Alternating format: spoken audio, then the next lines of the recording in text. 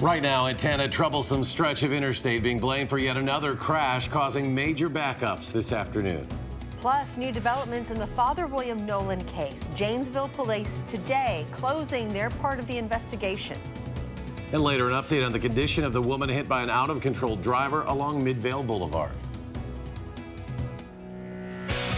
This is News 3 at 10.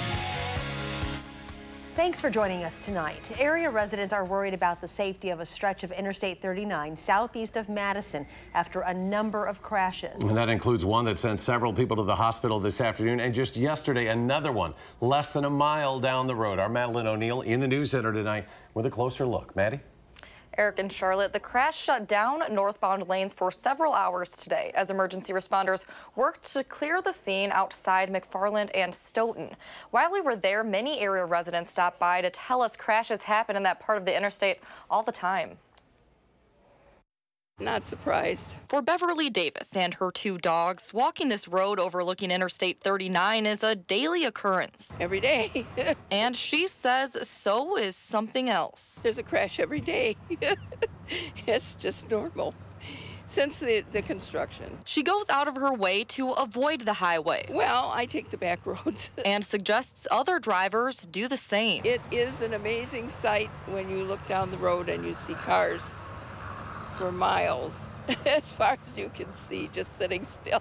It's a sight you can see here this afternoon when a crash involving several cars near mile marker 149 closed northbound lanes for nearly 3 hours. The problem is if you get stuck in it, you're stuck. Also similar to what drivers saw yesterday morning after a multiple vehicle crash about a mile away, and another crash a few miles away Saturday morning.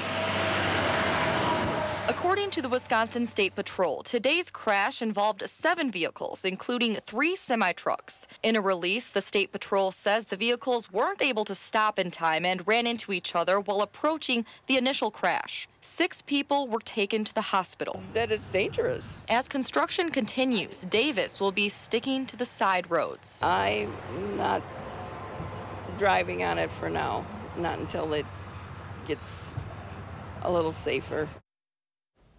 Northbound lanes were closed from about 12:30 this afternoon to 3:15. According to the State Patrol, those who went to the hospital have non-life-threatening injuries. Madeline O'Neill in our news center tonight. Maddie, thank you. The Janesville Police Department is closing a case against a priest accused of sexually assaulting a man 3 years ago. The victim told police that Father William Nolan sexually assaulted him after a night of drinking and watching football. However, Janesville police tell us today they're closing the case. They contacted the accuser again, but didn't speak to Nolan. Nolan is facing separate charges in Jefferson County, where he's accused of assaulting an altar boy more than 100 times. The man charged in connection with multiple campus area attacks last fall was in court today. He's amended an earlier plea today by pleading not guilty by reason of mental disease or defect. That would be 30-year-old Coleman Chung, who faces 8 felony counts in all, including second-degree sexual assault of an unconscious victim, attempted kidnapping, and use of a dangerous weapon. In one of the incidents, Chung allegedly struck his victim with a hatchet and attempted to put her in the trunk of his vehicle. A New York City grand jury has indicted disgraced movie producer Harvey Weinstein. He has been charged with first- and third-degree rape and first-degree criminal sexual act in connection with allegations by 2 women. The district attorney says the indictment brings Weinstein one step closer to accountability. A Madison woman hit by a car in Midvale Boulevard last month is back in the ICU tonight. One of the doctors had told us that this would be kind of like the stock market, that we would go in a general trajectory up, but that there would be ups and downs, and this kind of feels like a crash. Greg Namitz and his wife Patty were walking their dog along Midvale when a driver hit them. Greg died at the scene and Patty has been in the hospital ever since. Dane County Victim Witness Unit members met with neighbors tonight to discuss the trauma some people might experience. They understand that when we have bad things happen to the good people that we live and work and play next to, that those are the kinds of things that we're all vicariously traumatized by. Community leaders and clinical therapists were also there to answer questions. Madison police say they'll work on analyzing traffic patterns on Midvale before making any decisions about increased enforcement. The driver of that car, 19-year-old Benjamin Cortez, was traveling at 102 miles per hour, slowing to 80 before the crash. He is facing charges of negligent homicide and is currently out on bail. We told you last night about Alberto, the first named storm of the year, being downgraded, but today rain from the once subtropical storm caused more than an inch of rain to fall right here in Madison. Let's go to Chief Meteorologist Gary Canalfi with what we can expect for the rest of tonight. Gary? Well, it looks like most of the rain is over, Eric. In fact, as we take a look at satellite and radar together on Weather Track, you can clearly see the remnants of Alberto moving from Indiana into southern Michigan. You can see the impressive circulation of that, but some of that moisture got pulled back into Wisconsin. We had some showers and thunderstorms here in the Madison area that dumped about an inch of rain. Now on the backside of the system, you can see things really settling down over southwestern Wisconsin, really not looking at much in the way of more precipitation. Just one little shower kind of dying itself out southeast of Dodgeville, and that'll probably be gone in the next hour or so. Precipitation estimates, the heaviest rain fell right through the Madison area, ½ inch to an inch of rain or a little bit more, just a little over an inch officially here in Madison, whereas areas to the east generally were less than ½ inch of rain, as well as areas farther out to the west toward the Mississippi River. High temperatures today were cooler because of the cloud cover and showers. We made it to 79 in Madison, although areas to the south they had a little sunshine, did hit the 80-degree mark. Current temperatures are in the upper 60s to around 70, but with the high humidity, those temperatures will not fall much more. And we're starting to see some areas of fog form, visibility down to 1.5 miles at Camp Douglas, so be aware that there could be some patchy, dense fog overnight. Otherwise, look for temperatures to drop to about 65 by tomorrow morning. Again, some fog possible through the morning hours. Tomorrow will be partly sunny, very warm and humid. A slight chance of a shower or thunderstorm in the afternoon with a high of 86. That's your first alert forecast. Gary, thank you. And things are back up and running normally at Milwaukee's Mitchell International Airport after a military plane made an emergency landing there this afternoon. It was a KC-135 aircraft, a part of the 128th National Guard Air Refueling Wing based in Milwaukee. The plane landed safely but blew 2 tires in the process. It landed on the main runway. The second runway there is under construction, so all flights were momentarily stopped as that plane was towed off the runway. Police are asking for help identifying a man believed to be involved in a purse theft last week. Madison police say this man tried to steal a woman's purse Friday at the corner of South Patterson Street and Williamson Street. Anyone who knows who he is asked to contact Madison area Crime Stoppers. A grieving mother is turning her heartache into action tonight. She says her daughter committed suicide this weekend after being bullied. Rebecca Coughlin says 12-year-old Elizabeth was spunky, goofy, artistic, and loving. She says she loved to make people laugh and dye her hair crazy colors. But after Elizabeth's dad died in 2016, her mom says the bullying started, and it got so bad Elizabeth took her own life this weekend. Rebecca says bullying needs to be taken seriously in the school district. And I don't want any more parents to ever have to deal with that. I don't want any kids to think that that's their only way out. There should be avenues, people they can talk to, people they feel safe talking to. Rebecca says she and her mother talked to Franklin Middle School about the bullying, but they say not enough was done. The school district says it can't comment on specific cases, but says it has investigated 13 reports of bullying this school year. President Trump signed the Right to Try Act into law this afternoon. The bill was sponsored by Wisconsin Senator Ron Johnson. It gives patients who have exhausted other options access to potentially life-saving experimental drugs not approved by the FDA. Right to try, it's not a guaranteed cure, it's not a panacea, but I'm confident it will save lives. Surrounded by terminally ill patients, President Trump signed the Right to Try Act into law this morning. A retired naval aviator who has been diagnosed with ALS pushed for that legislation. Critics say the measure provides patients with false hope. Secretary of State Mike Pompeo met with a high-ranking North Korean official tonight in New York, trying to lay the groundwork for a possible summit between President Trump and North Korean leader Kim Jong-un. The White House says an American delegation is also on the ground in North Korea and in Singapore to work out logistics. The president canceled the summit last week, but both sides now appear to be moving full speed ahead.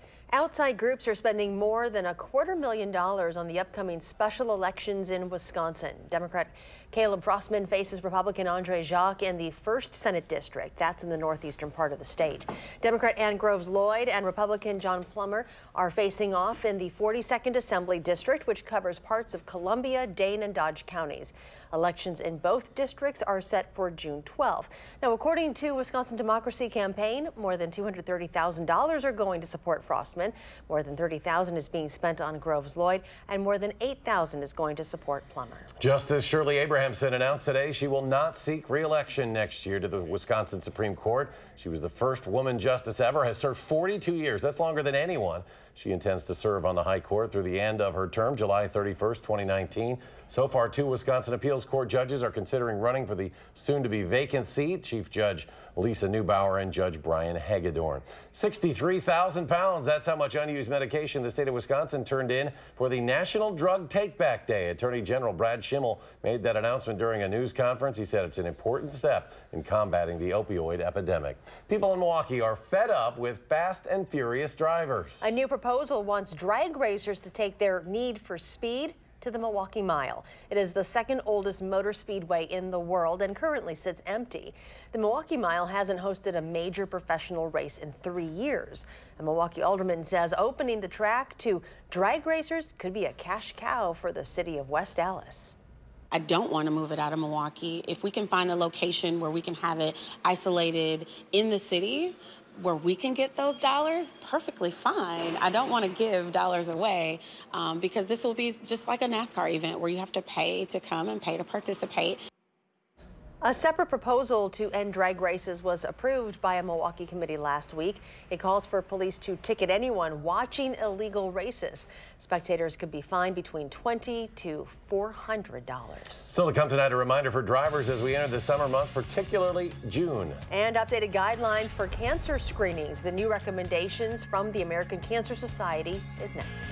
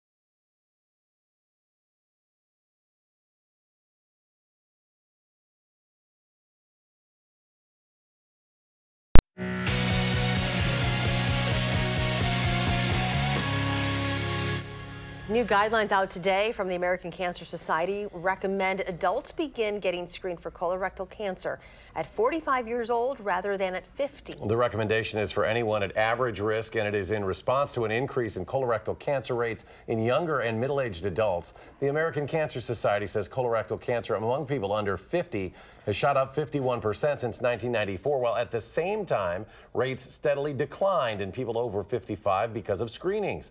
In response, the organization has issued new guidelines recommending people start screening at 45 instead of 50. Uber added a new safety feature to its app. Now riders will have a place to call for help if they feel threatened. The new feature adds an emergency button to the app. It connects you directly to 911 and shows your exact location so you can share it with the dispatcher. An Uber spokesperson says that feature will be up and running on every user's phone while they're on a trip. The State Department of Transportation says next month is the most dangerous when it comes to crashes involving deer and is urging motorists to be extra vigilant. During this time of year, young deer separate from their mothers and does look for places to give birth, resulting in an overall increase in activity. There were more than 20,000 deer-related crashes in 2016, 959 of which took place in Dane County. A new pier has recently been reinstalled at Vilas Park thanks to more than 30 union volunteers. The pier, which had previously been sitting in storage, was given new decking and was made handicap accessible. Through the winter, over 30 of those union volunteers donated almost 200 hours of work to renovate the dock and just recently reinstalled it. The Union Sportsmen's Alliance raised nearly $22,000 for that project. Edgewood High School is building a new performing arts center and will be holding a groundbreaking ceremony this week. The building, which is funded by gifts from alumni, parents, and others, will feature a 465-seat theater, classrooms, and common use areas, and will serve as the home of the school's various fine arts programs. The groundbreaking ceremony is on Friday. Eat Street will soon be expanding its delivery range, including the east side of Madison. Delivery is now available on the west side, as well as Fitchburg, Middleton, and the Westtown Mall area, as well as Greenway Station. But starting June 5th, delivery will be available to the east side and surrounding areas, including portions of Sun Prairie. And Chief Meteorologist Gary Canalti is here with a look at our forecast. Well, we finally broke the heat. The humidity is still sticking around, and we'll see that for one more day. But after that, we should also see a break in the humidity as well, so we'll feel a little more comfortable. And some of the humidity today was provided courtesy of what was once subtropical storm Alberto. Now still a tropical depression, even though it's now located in southern Michigan. But you can clearly see the circulation here. It's spiraling back moisture into Wisconsin, brought some showers and thunderstorms. But as the circulation heads off to the east, now some drier air is being pulled in from the west, and that's starting to fizzle out the showers and thunderstorms. In fact, you can see a little cluster of storms moving out of southwestern Wisconsin, just down to a few showers now southwest of Verona, and those will probably be gone within about the next hour or so. Live view from the Edgewater Skycam in downtown Madison. Got a full moon out there, a little bit of cloud cover in front of it right now. But as we look at the almanac for today, high temperature 79 degrees, first day of the last 5 where we haven't hit 90. 68 though the overnight low temperature, and that's well above the average low of 51. Right now we're sitting at 71 degrees. Skies are mostly cloudy. Winds are out of the west at 3 miles per hour, but the humidity is at 93%. So we could see some areas of fog. Dew point temperatures are still in the upper 60s, so it is very humid out there. Current temperatures are in the upper 60s to lower 70s. Closer the temperatures and the dew points are together, the higher the humidity. When the two are the same, the relative humidity is 100%. And as you take a look at pinpoint visibility, still 10-mile visibility at the airport in Madison, but down to a quarter-mile visibility at Mitchell Field, Milwaukee, 3/4 of a mile in Marshfield. There are pockets in southern Wisconsin where visibilities have dropped, including Camp Douglas. They're down to around a mile. As we look at weather track, the upper level winds are from south to north, so the band of showers and thunderstorms from earlier this morning moved straight north, but now we're starting to see a little westerly component to the upper level winds, and that's starting to bring in slightly drier air from the west. This will be pretty humid for tomorrow, but then another front, actually a cold front to our north and to our west will drop in and eventually get rid of some of the moisture. But you can see the remnants of Alberto there to our north and west. Here's that cold front I was talking about. The stationary front might move a little bit farther north as a warm front and warm us up. South of that front today, temperatures were in the mid-80s to near 90 degrees, and that's kind of the weather that we'll see for tomorrow. But notice on the other side of that cold front, temperatures drop into the upper 70s back into the eastern portion of North Dakota and northern Minnesota. So current temperatures right now still in the low 70s. Here will only fall a few more degrees, but again, some of that slightly less humid air to the north and west will come in. Dew point temperatures still in the 60s as far north as International Falls, Minnesota, but the dew points drop just north of the U.S.-Canadian border. So on future track, look for some sunshine tomorrow with temperatures in the mid-80s, a slight chance of an afternoon shower or thunderstorm. Then Then our winds eventually will shift to the northeast, and that will bring in drier air and some sunshine later in the day. On Friday, temperatures will fall back into the middle 70s. Overnight, very mild, muggy, some patchy fog in a few spots, low temperature dropping to 65. Tomorrow, up to 86. Very warm, still humid, a slight chance of an afternoon shower or thunderstorm. On future tracking, see those temperatures dropping only into the mid-60s by early tomorrow morning. Tomorrow, sunshine with just a passing shower or thunderstorm in a couple of spots. High temperatures mid-80s. Tomorrow night, we'll see some clouds come in late, and that could also lead to some fog with low temperatures dropping to around 60. But notice those northeasterly winds, eventually drier air works in. Temperatures climb into the middle 70s on Friday with a drop in the humidity as well. 7 to 10-day forecast, temperatures upper 70s as we head through the weekend with a chance of a shower or thunderstorm late Saturday afternoon into Saturday night. Any lingering showers on early on Sunday. Temperatures next week, upper 70s to the lower 80s. Some thunderstorm chances toward the end of the week, but also plenty of dry hours as well. So just in time for the weekend on Friday, the humidity is going to... Not going to be like last weekend, that's for sure. All right. Sounds good. Thank you. You're welcome. Up next, Ethan Happ keeps his keys to the Badger locker room. The story just ahead in sports.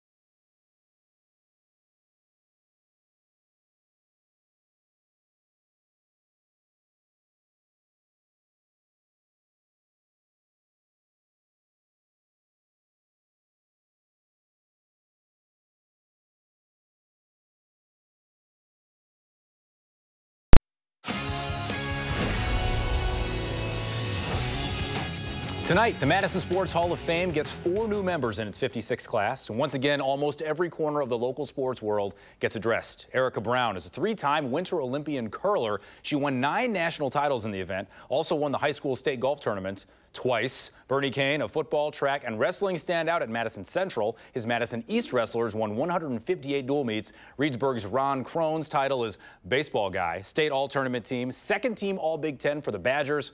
And Paul Swanson was a three-sport coach at La Follette and coordinated 135 WIAA state tournaments. No surprise here, really. Badgers forward Ethan Happ's made it official before tonight's deadline. He's returning for his final year of eligibility. Happ led the team in scoring, rebounds, assists, steals, and blocks last season. Didn't hire an agent, but worked out for several teams. Considered a fringe second-rounder at best. The NBA draft is Thursday, June 21st. Pitch, pitch, pitch. That's all the Brewers have been doing. They have a top 5 staff in the league, and that's why they have the best record in the NL. Looking forward to being off Thursday. Had to take care of business today against the Cardinals. Bottom 7, 2-1 Redbirds. Christian Yelich going deep to center and gone.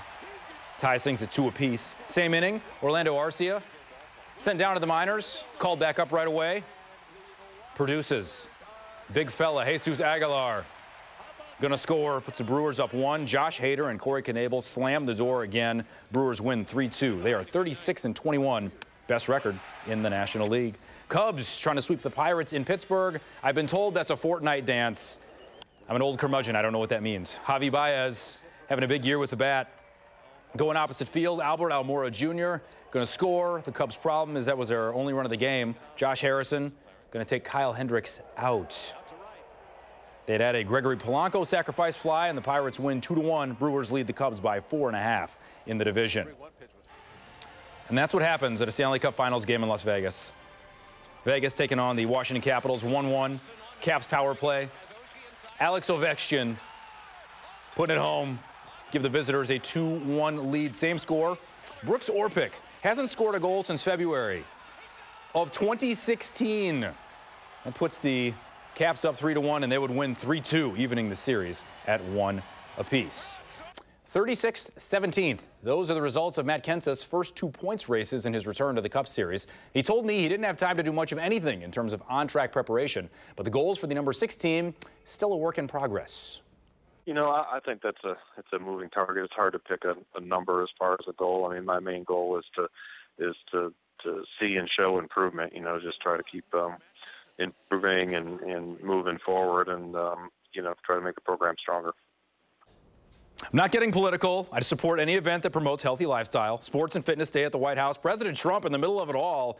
He even took a few swings in the batting cage, but we are strategically hidden from view.